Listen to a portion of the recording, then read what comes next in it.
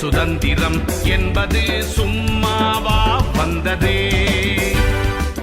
பிளாசி முதல் செங்கோட்டை வரை உரை ஓவியம் என்பது சும்மாவா வந்ததே.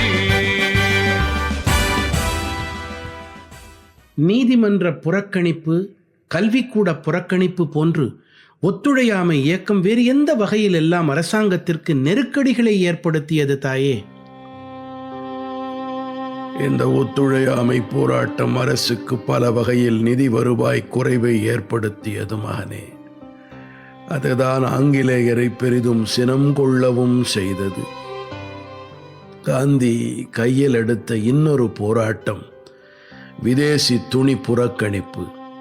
வெளிநாட்டு துணியை தொட்டாலே தீட்டு என்றான் காந்தி.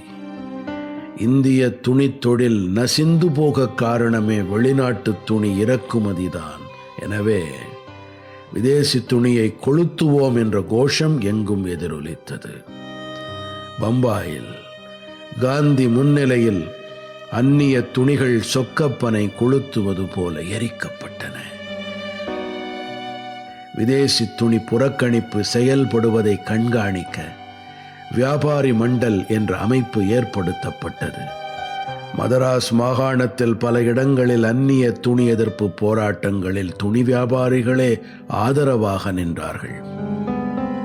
போலீஸ் இராணுவ பணிகளின் புறக்கணிப்பு பற்றி காந்தி தொடக்கத்தில் தெளிவாக செயல் திட்டம் எதுவும் கொடுக்கவில்லை. ஆனால் கிலாஃபத்தை முஸ்லிம்கள் தீவிரமாக செயல்படுத்தினார்கள். இராணுவத்தில் பணிபுரிவதும் இராணுவத்துக்கு ஆள் சேர்க்க உதவுவதும் இஸ்லாமிய நம்பிக்கைக்கு விரோதமானது என கிலாஃபத் அறிவிப்பு வெளியிட்டது. இராணுவத்தில் பணிபுரியும் முஸ்லிம்கள் இஸ்லாமிய சட்டங்களை மீறியவர்கள் ஆவார்கள் என ஃபத்வா பிறப்பிக்கப்பட்டது. இது தொடர்பாக அலி சகோதரர்கள் கைது செய்யப்பட்டார்கள். அப்போதுதான் அவர்களுக்கு ஆதரவாக கருத்து தெரிவித்த காந்தி, எந்த இந்தியனும் இராணுவத்திலும் அரசு துறையிலும் பணியாற்றுவது பாவம் என்று கூறினார்.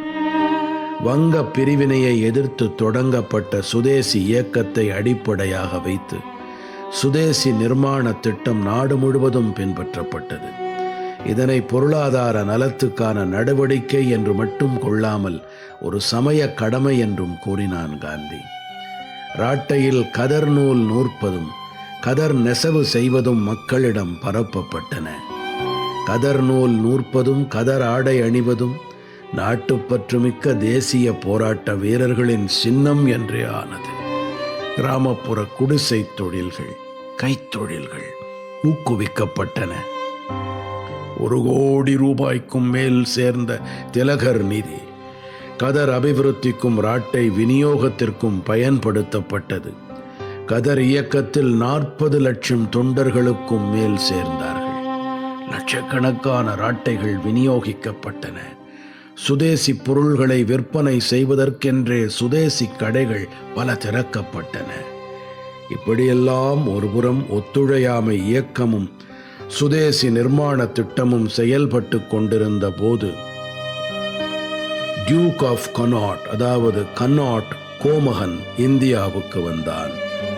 மாண்டேகு செம்ஸ்ஃபோர்டு சீர்திருத்தத்தில் அமைக்கப்பட்ட சட்டமன்றத்தை தொடங்கி வைப்பதற்காக வேல்ஸ் இளவரசர் வருவதாக இருந்தது. ஆனால் அரசியல் சூழ்நிலை சரியில்லாததால் அவனுக்கு பதிலாக இவன் வந்தான். கடந்த கால தவறுகளை மறந்து தங்களை மன்னிக்குமாறு அவன் கேட்டுக்கொண்டான்.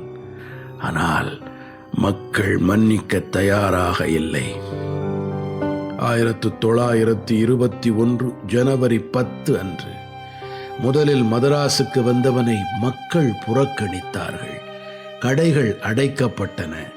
அன்று மாலை மெரினா கடற்கரை கூட்டத்தில் அவனது வருகை கண்டனத்துக்கு உள்ளானது. ஆனால் அதே நேரம் கடற்கரையின் மற்றொரு பக்கத்தில் நீதி கட்சியினர் அவனுக்கு வரவேற்பு அளித்தார்கள்.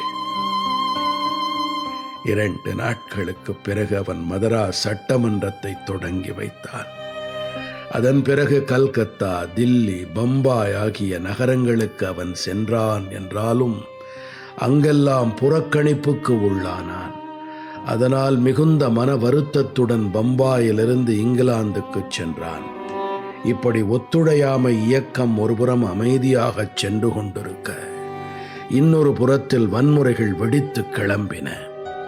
1921 மார்ச்சில் நன்கானா குருத்வாராவில் 195 சீக்கிய யாத்ரீகர்கள் போலீசாரால் சுட்டுக் கொல்லப்பட்டார்கள். இந்த சம்பவமும் நாடெங்கும் பெரும் அதிர்ச்சியை ஏற்படுத்தியது. நன்கானா படுகொலையை பெசவாடாவில் கூடிய காங்கிரஸ் வன்மையாக கண்டித்தது. சீக்கியர்களுக்கு ஆழ்ந்த அனுதாபத்தை தெரிவித்தது. அசாமில் தேயிலை தோட்ட தொழிலாளர்கள் இடையே கொந்தளிப்பு ஏற்பட்டது. தொழிலாளர்கள் பலர் குடிபெயர்ந்து சென்றார்கள். அங்கே வன்முறை வெடித்தது. கல்கத்தாவில் போக்குவரத்து தொழிலாளர்கள் வேலை நிறுத்தம் செய்தார்கள். வன்முறை ஆர்ப்பாட்டங்கள் உச்சத்தை எட்டின. மதராஸில் 800 ஆதி திராவிட தொழிலாளர்கள் வேலை நிறுத்தத்துக்கு எதிராக பக்கிங்ஹாம் மில்லுக்கு வேலைக்கு திரும்பியதால் வன்முறை ஏற்பட்டது. மதராஸில் கள்ளுக்கடை மறியல் போராட்டங்களால் வன்முறைகள் தாண்டவமாடின. எல்லாவற்றுக்கும் சிகரம் வைத்தது போல மலபார் மாப்ளா கலவரம் ஒத்துழையாமை இயக்கத்தையே சீர்குலைத்து போட்டது.